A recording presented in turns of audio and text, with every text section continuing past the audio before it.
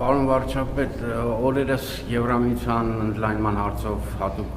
ներկայացուցիչը հանձնակատար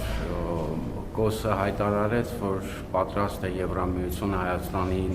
օժանդակել Հայաստան էլեկտրացանցերը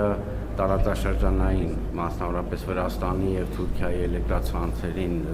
հաղորդման գծերին միանալու հարցով, կարելի է ենթադրել, որ դա նշանակում է, որ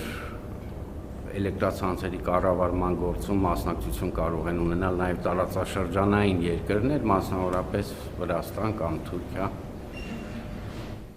Գիտեք, իրական տիկին Կոսի հայտարարությունը կարծում եմ կապված է շատ կոնկրետ նախագծի հետ։ Դուք գիտեք, որ Եվրամիության հետ համատեղ ծրագիր կա կամ համակարգերի հատվածներ անջատելու հնարավորություն ունենա էլեկտրաէներգիա ներմուծել եւ արտահանել, եւ դա բացարձակապես որևէ կապ չունի ՀԵՑ-ի հետագա կառավարման խնդիրների հետ։ ՀԵՑ-ի հետագա կառավարման խնդիրների վերաբերյալ իմ դիրքորոշումը, կառավարության դիրքորոշումը, մեր դիրքորոշումը ես արտահայտել եմ, կա երկու տարբերակ։ Տարբերակ 1, դա դառնում է պետական ամբողջությամբ սեփականություն եւ հանձնվում է հավատարմագրված կառավարման, եւ երկրորդ տարբերակը,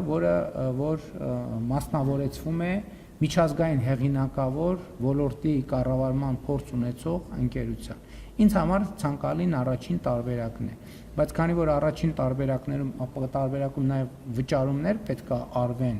հիմա շատ բան կախված է, թե ինչ օբյեկտիվ գին կորոշվի ՀԵՑ-ի համար։ Եթե գինը